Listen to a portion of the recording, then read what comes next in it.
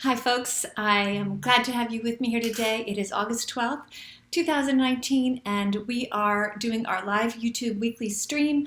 And last week I missed out of town. I couldn't get it done. I'm so sorry if you guys were looking for that.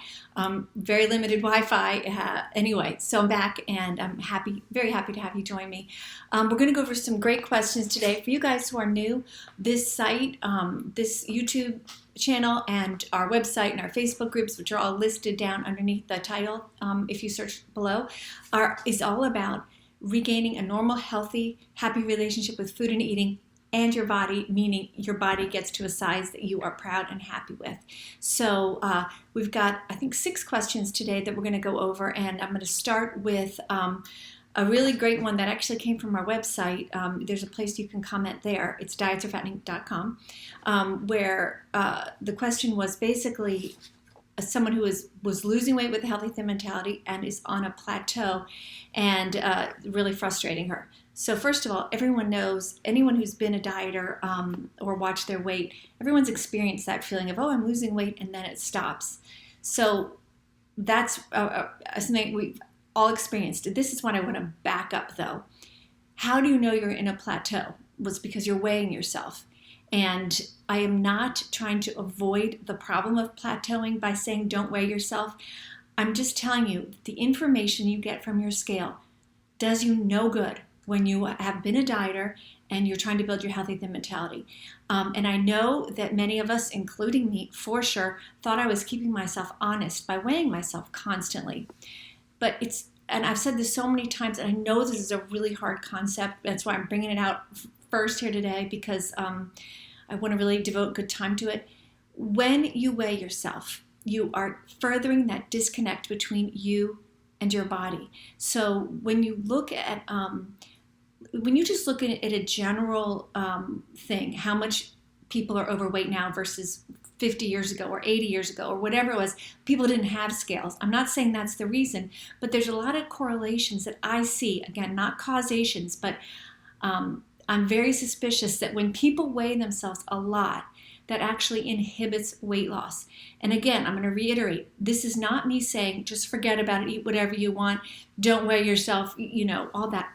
I understand I am part of a group of people that wants to be a certain weight. I want to be in my happy weight range. And I'm not advising you to not weigh yourself so that you can just ignore that and, gradually gain weight and feel like, well, Meg's saying, don't weigh myself, eat whatever I want. I'm saying that with caveats around it. And the don't weigh yourself is not to say ignore what your body looks like, but instead of using a number on a scale, feel what your body feels like. It's such a huge difference. And when you do that, what happens is that you connect with your body as opposed to disconnect. And I'm telling you guys, when you have that scale, you may think it's keeping you honest, but it's actually handicapping you. It's actually making you do things like say, well, I still weighed X, whatever it is, this morning, so I think I'm okay. Instead of saying, am I hungry? It takes you away from the one vital question that you really need to get in touch with. Am I hungry? Am I hungry? Am I hungry? That is how that traumatizes your body, because instead of your body giving you feedback, like today, I'm really hungry, please feed me, you disconnect from that and you say, well, I got on the scale today and I was 3 pounds heavier. I'm not eating until 4 o'clock today, or whatever it is that you guys do who are dieters. That is not good for your body. You may think that you are responding to your body appropriately because you see a number go up, and that number over time does reflect your weight. Don't get me wrong, but on a day-to-day basis, it does not. It is not a good way to know that. If you work out extra, if you are having hormonal swings, all those things affect your weight day to day. So again, I'm not saying that whether someone weighs is not important. I'm just saying don't use it as your guide, because it will mess you up. I promise it will mess you up. It takes you out of that only question that is relevant. I'm going to look at Zoe's question here. Hi, Zoe. Could you do a video about drinking too much water? You can't discriminate. Yes, it's on my list. Yes, that's great. I'm going to do that, right? Next question, we'll do that. So it's a great question. But regarding this plateau, let's say if you weren't weighing yourself and you were building your healthy thin mentality and you're feeling so good because, wow, I'm not scared of food anymore. I'm eating things I like and all that. and you weren't weighing yourself, you wouldn't know you were on a plateau. I'm going to say this again. I'm not telling you that just accept being overweight. I'm not saying that what you weigh, what that number is, doesn't reflect some significant things. It does. But I'm telling you, when you're trying to lose weight with a healthy, thin mentality, don't get on the scale. Because if you don't know you're on a plateau, guess what happens? That plateau doesn't bother you. And guess what happens? You stick with your healthy, thin mentality, knowing this is wisdom. This is how I'm going to get where I want to go. I'm not going to let the day-to-day, mild fluctuations in my weight ruin my day, change how I'm going to eat for the day, make me eat when I'm not hungry, make me not eat when I am hungry. All those things that get absolutely handicapped by that number in the morning when you get on your scale. And I used to weigh myself more than once a day. I mean, I'm sure there are days I weighed myself 5 times a day. I mean, and I know plenty of people who do that. So I know that that's something probably a lot of you guys do too. You wake up, you maybe if you're home during the day and you want to know, well, what am I now? It's so dumb, guys. And it doesn't work. It doesn't work. What does work is just always going after that vital question of, am I hungry? So my answer, so the bottom line answer is, if you're having a plateau, and you know you are because you've been weighing yourself, my advice to you, stop weighing yourself. Don't worry about the plateau. That's something that is a diet mentality worry, and it happens no matter what you're doing to try to lose weight. Your body will settle at a place. What are you going to do anyway? What are you going to do? Now I'm going to have to really cut back to get through this plateau. When I worked at Nutrisystem, and this will lead into the next question. When I worked at Nutrisystem, okay, so I was the salesperson there. This is when I was many, many years ago, and I didn't know that it didn't work, okay? So I promise I was well-intentioned at the time, as many people in the diet industry are well-intentioned. Anyway, if someone was having a plateau, remember we all sat around the table, people who were working there were like, what are we going to say? Well, how are we going to help these people? And the owner just said, just tell them to drink more water. And we're like, well, does that work? And she goes, no, but just tell them, or she didn't know. But just tell them to drink more water. It'll give you something to say. That stinks, doesn't it? Okay, so here people miserable on a plateau, eating really cruddy food. Believe me, the food was really crummy back then. I don't know what it is now. It probably still is. It's just smaller. It's not special. And we just say, oh, well, just drink more. Okay, I'll drink more. Okay, so this goes to the next question about drinking water and let me see. About drinking too much water because you can't distinguish between hunger and thirst. Okay, this is how you distinguish between hunger and thirst. If you're not sure, drink some water or fluid, whatever you want. How does that taste? Does that feel magnificent? Are you like, oh, well then it was thirst. Okay, let's say you drank something and you were like, okay, that's not that great. I still don't feel right. And then you eat something. How do you feel now? It's this feedback loop with your body that you want to get really good at. That's where this information is. That's where all your guidance is. So we're so trained to reach outside of ourselves to decide what to eat. If we're, is it time to eat? What should we eat? We're used to reaching outside of ourselves to find that out. And I'm telling you, it's so much better in so many ways to turn within, because first of all, you're always with you, right? You're always there. And if you don't listen to that voice, no one else will. And it's absolutely 100% reliable. It accounts for everything in your life. It accounts for how much you did yesterday. If you're tired, you get fatigue feelings. So instead of looking at your Fitbit or whatever those things are and saying, oh, well, I only slept 7 hours last night, so maybe I'm tired. No, you go, hey, do I feel tired? You stop relying on all this outward stuff and you come into you. And the reason that you don't already is because there's so much money to be made by steering you away from yourself. But so back to the water, if you can back into that answer to be able to distinguish between the two. Try a little. How do you feel? I've said this lots of times regarding food, but if you're having trouble differentiating between hunger and thirst, it's a great way to do that too. And maybe you're both. And you'll figure that out as well. And maybe, let's say you drink some water or whatever, it's perfectly fine to drink calories, because your body will know that you had calories and your hunger will adjust. But drink things that make you feel good. For me, I talk about this. I like Coke, regular old Coke, not diet. Don't drink that stuff. It is absolutely a terrible potion of chemicals. Don't drink it. But anyway, so sometimes, probably once a week or so, I drink a Coke. It is fantastic. I've seen the studies. I know that they say it's terrible for you. I don't think it's terrible for my body. I drink it in a very reasonable amount, and I enjoy it so amazingly thoroughly that it's going to be part of my life. And unless someone comes up and tells me it, has some really strange ingredient that my body can't taste or can't define, okay. My point to you is that when I'm saying if you're thirsty, maybe like I can tell you there's plenty of times I'm thirsty, but water wouldn't do it for me, and a Coke does. And I don't know why. I don't care, because I'm listening to my body, and my body is something I trust. So you have to find that for you. Maybe you're thirsty and you're trying to drink water and it's not doing it for you, so you think maybe you're hungry. Well, maybe you're just thirsty for orange juice. Who cares why? Who cares? Find it for yourself. Back into it. Notice what makes you feel good. Notice what makes you feel poorly, and avoid the things that make you feel poorly, right? Common sense. And the things that make you feel great, then enjoy them. I also want to say this though, different times of the day, different foods may make you feel differently. That maybe in the afternoon, if you drink a Coke, you can get sleepy because whatever, your insulin doesn't handle it well. It doesn't matter. Now you know. If I drink a Coke in the afternoon, I don't feel good. If I drink it, in the first thing in the morning, whatever, I feel great. I'm just making up stuff here, but I'm just saying, find out what works for you. But back to the water and thirst hunger thing. Maybe you try a fluid and that doesn't do it for you. Maybe you even try Coke or whatever, or ginger ale or orange juice or whatever, tea, and you're still like, it's not doing it for me.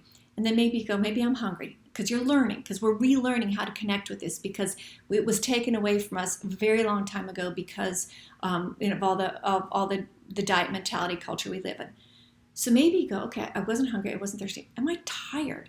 If you can, lay down. And if I know that that's difficult in our lives, we've kind of built our lives to not allow that. But if you can, and and you fall asleep, or if you just rest for a while, how do you feel now? Reconnect with those biological cues that are incredibly important. There is nothing in this world that man has made anywhere close to as sophisticated as what you're sitting in right now. So don't be bamboozled by the latest studies and by the latest heavy doctor telling you how to eat.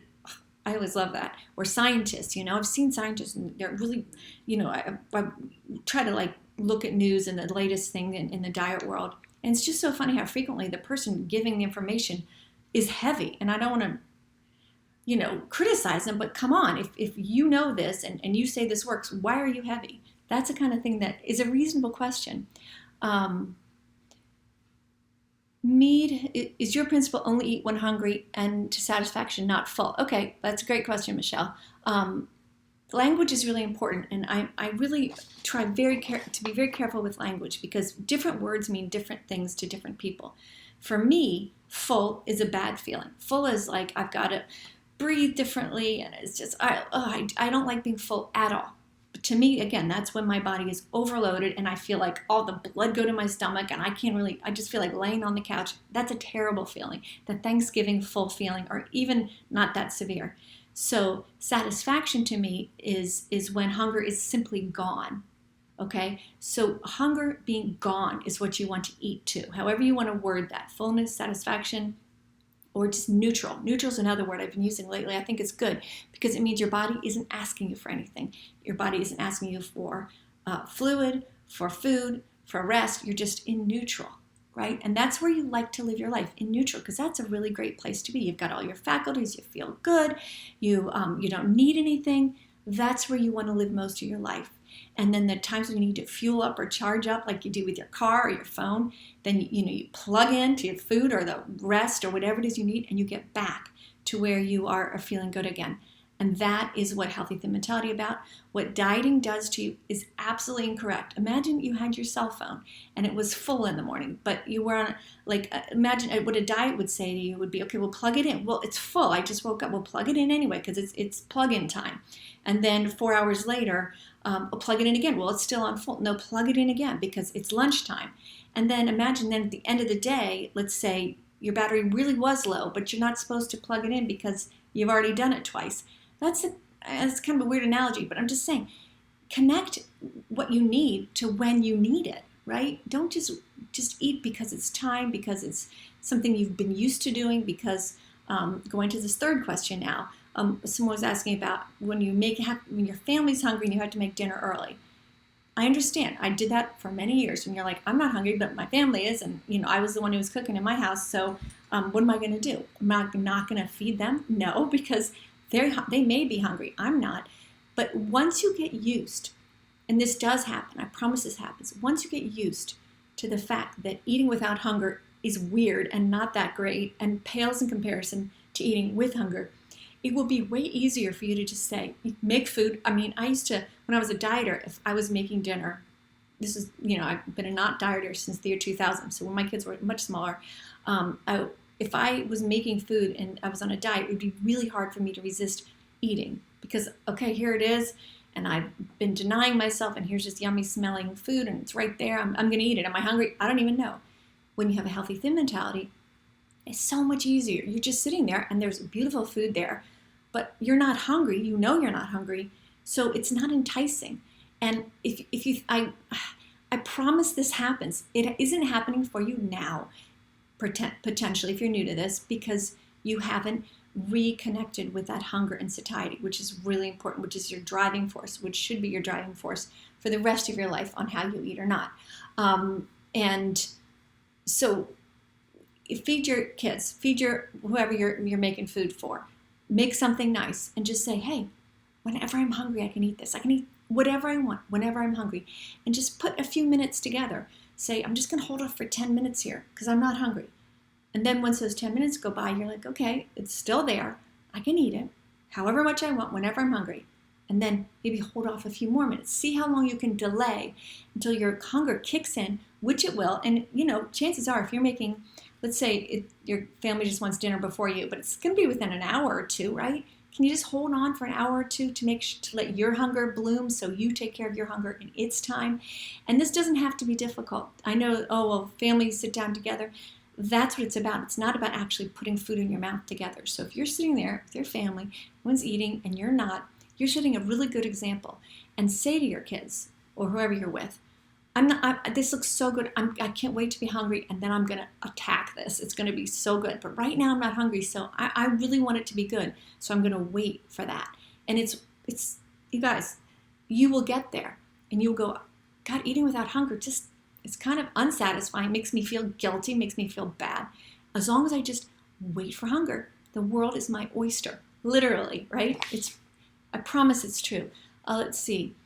Good. I'm glad to hear that. But I feel bad leaving food and letting it spoil because I'm on a very tight budget. Any suggestions? And then I also see the question about clothes. Hold on. I'll get that too. Yeah. Okay. Well, you will get better at learning how much food to give yourself in the first place. When you're new at this, you have no idea. I know it's terrible to throw out food, and there are ways to save it and all that, but I understand you're on a tight budget. Give yourself a little while. You will get really good at it, and one thing I promise you, a healthy, thin mentality is way cheaper than a diet mentality. Oh my gosh, it's way cheaper because when you have a diet mentality, you order little amounts of food, and you don't get the savings of ordering like. Recently on Instagram, I posted that I was out and it was just me, and I went out for dinner and I had my dog with me. This was a while ago. And I ordered a large pizza because the small pizza was like $3 less. If I ordered a large pizza, I would have so much to take home. I could share it at home with my husband, or I could eat the next day, which of course I did because I loved it. And so if you can just get through this initial part where you're feeling bad about leaving food behind, and I definitely respect that comment, but it will get better. Do the best you can in terms of saving it or sharing it with somebody else until you get there, but you will.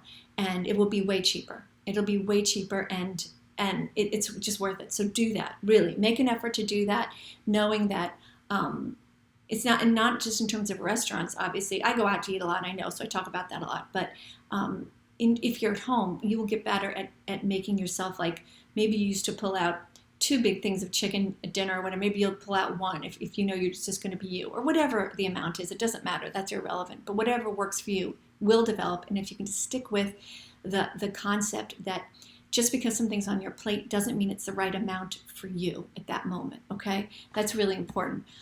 So about buying nice clothes. You want to look nice, but you know you'll lose weight and need new clothes again. I think in today's world where, a long time ago, people didn't buy clothes very frequently because they're really expensive. I'm talking about like 100 years ago. Now it's the opposite. People buy disposable clothes. So that's not great either. But I would say life is short. If you can afford to keep yourself in clothes you like, all that, and as you're losing weight, and there's a range in every clothes. I mean, unless they're skin tight, that how you could fit in them for a while.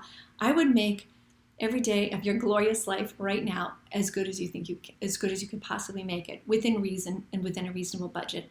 I would not be wearing out clothes that don't fit you anymore because you've lost weight, because you were afraid that you're to buy more clothes later. Get yourself a couple things so you feel good now, and wear them more often maybe. But don't put off tomorrow.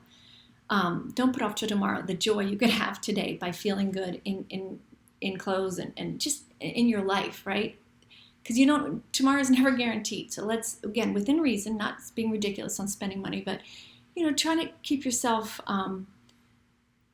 When you feel good in your body, good things happen. They just do. When you feel, it makes you feel more confident, and in that confidence comes the confidence in your own self. I don't mean confidence in a stupid piece of clothing, but I mean if you have more confidence in yourself, then you have more confidence in your voice. And the whole thing with the healthy thin mentality is listening to your voice, right? So it's really important that you have confidence in that voice. And yes, a physical representation of you, when you look in the mirror and you see yourself, I'm in pants that fit me and I look reasonable in this is good. That's a good thing.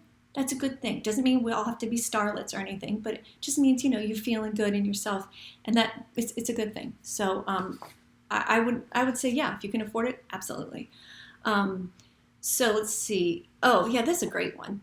So someone posted that she was friends with a guy, and she'd seen pictures of him when he was in prison, and he was really buff, like really bodybuilder, amazing body. And when he was in prison, the food was terrible, so all he ate was ramen and other junk. And this goes to something that I know to be true. You can get in really great shape eating crappy food. Absolutely. I'm not saying you should, and I'm not saying there's good reason to focus some of your energy on, making sure your food is healthful and all that. But on the other hand, we worry way too much about quality instead of quantity. What will help you be in your happiest body is much more. It's not more, it's at least as important as quantity versus quality. Like if you are overeating a ton of really organic food, really great food, or if you are eating a proper amount of like ramen noodles or whatever, like in terms of calorie consumption for you in a day, your body's going to reflect that as well. And it doesn't matter if the calories were all really, really fabulous calories. If you're overeating, guys, this is what I'm trying to say. You're overeating. And it's something that we put the cart before the horse. We're so worried in our culture about, what did you get all your nutrients? Did you get all this? Did you get all that? And I know, like I have a nephew who like ate cereal for the first 8 years of his life. And he had an amazing physique then. He's strong and muscular. I'm not saying there isn't a correlation. I'm not saying you shouldn't try to eat some nutrition, but let's relax a little bit and know that our bodies would make it through a lot of deprivation, and the best nutrient deprivation. And the best thing to do is, instead of hyper-focusing on that, try to listen to the cravings your body is sending you. Know that it's specifically meant for you because it's your body. And then the other really important thing is making sure that you stop eating, you delay eating more when that hunger is gone. And I'm telling you, I think there's such a myth out there that the way to get, the body that you want is to just eat a bunch of organic food. It's not, guys. It's to eat, not eating too much food. It is amount. It is the amount. And nutrition does not happen over time. It happens, nutrition does not happen at every meal. It happens over time. So it's way better if you can just manage to get that link back between hunger and eating. Get that going first.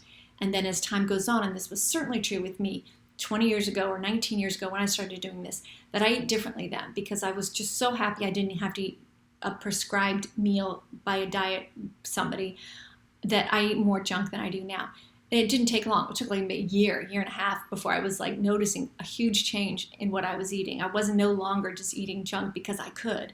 And it didn't even take that long. And if you guys doubt that. Just think about anything in human nature. Like when something is forbidden, you want it more. It's the same way with sweet food or junk food, or like if I was out on a Saturday night years ago before I was a healthy thin mentality person, like, and I've talked about this recently, I would definitely have alcohol so that I would allow myself to eat dessert. That's so stupid.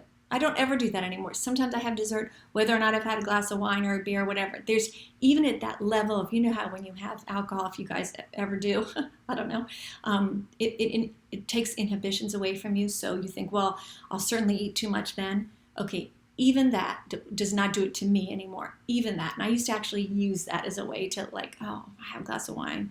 You know, I'll probably just have dessert too, and I'll just relax and not worry about anything. Okay, that's a stupid way to live. It really is. If you are hungry for dessert or hungry for a sweet or craving it, enjoy it. Don't say you have to have some alcohol in order to let that happen. That's really weird and stupid. I can't believe I did that. But I don't anymore. And even so, point being, even now, if I have alcohol, it does nothing to my healthy thin mentality. My healthy thin mentality is so strong because, unlike dieting, like when you're a dieter, it's not like you get stronger and stronger as a dieter. You may get more rigorous, but it's never easy. With a healthy thin mentality, it does get easier. It gets so strong over time that there's no falling back. It's just, yeah, I have a healthy thin mentality this year, and next year it's going to be even stronger because it's going to be more reinforced, and the next year it's going to be even stronger. And that's just really important. That's important to know. It's not like you're going to crack. It's like you are strong. Let's see. Okay, here's another one. Exercise making you ravenous. This is related actually to the guy in prison, because this is another big myth that exercise is really great for weight loss, and it is not. Exercise makes you hungry, and it's great to do. We should do. I exercise. It's really good for your body. It makes you more hungry. So like people who do really intense, long, cardio for hours and hours get really hungry, and then they eat more, and it's a zero-sum game. What you want to do is do reasonable exercise. Reasonable. If you want to do intense exercise, fine. Just know you're going to be hungrier, and that's also fine.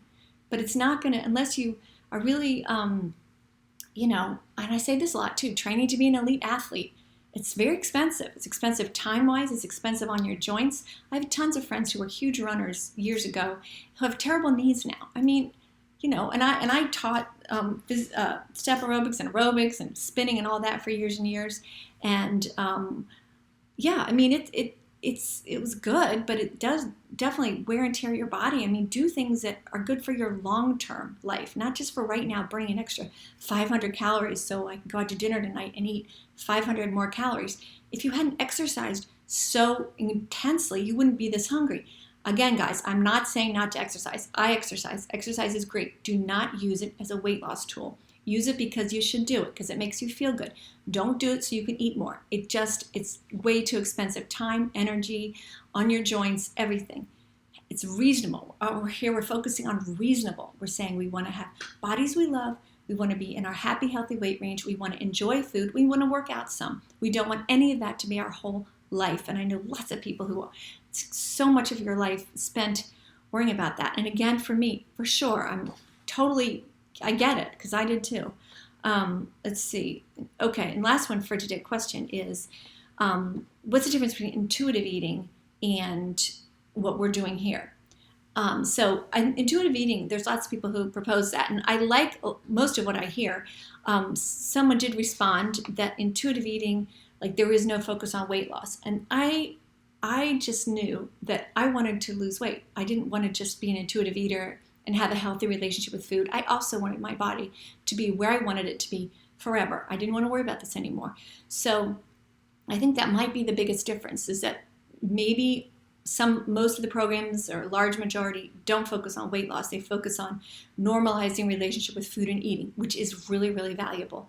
But I'm here to tell you, you can absolutely lose weight with the kind of intuitive eating. We're definitely a branch of that, where you are eating based on body signals, not signals coming from out here, from a Noom app or Fitbit or a book over there or anything. And you might say, well, you have a book. Yeah, my book is leading you to you. It's trying to teach you how to connect with you, because the way you eat, what foods you like, what schedule is best for you, is going to be unique to you. And that's actually really fabulous, right? Isn't that great? That here's a way to eat that is absolutely in simpatico with you, right? That's what we're going for here. And when you get that rhythm of connecting, eating with hunger, it gets, like I said earlier, it gets stronger and stronger. So again, instead of being like, I went on so many diets and I would be so strong and then crack and fall and just pick myself up and start all over again. And I know you've done that too. This isn't like that. This is like, wow, I've got this. I've connected eating with hunger 10 times this past week. Okay, 6 times I didn't, or whatever the number is. You can look at it that way instead of your scale. Say, how am I measuring that I'm having progress here? Well, I'm going to a buffet and I'm seeing all this food and I'm not having to just back away. I'm like, yeah, there's some food. Well, I'll get what I want when I'm hungry, and I'll move on. That's progress. Progress of leaving food on your plate because you're not hungry anymore. That's progress. I'm not saying to you that you should always leave food on your plate. Sometimes it won't be enough on your plate. I'm telling you to be open to the possibility that what's on your plate is not the right amount for you. Too much or too little, right? What are the chances that when you go out to dinner that it's exactly right by somebody who doesn't even know you in the kitchen putting food on? What is the chance that you at home cooking put the exact right amount of food on your plate? They're pretty small. You will get better at it over time, like we spoke earlier about, having to be on a budget with food and how much do I put out, and I'm like, I'm going to throw this all out. You'll get better at that. I promise you will. All right, guys. We do a little bit of the workbook every week. I'm just going to do the very smallest bit because we've already talked a lot. This is on page 64, week 5. And I'm just going to go over the saying for this week, which every week we have a saying in the beginning of the week. The Clean Plate Club makes you ignore hunger and satiety. Join the Eat Until Not Hungry Club instead. Okay, now that's just so obvious at this point if you've been around.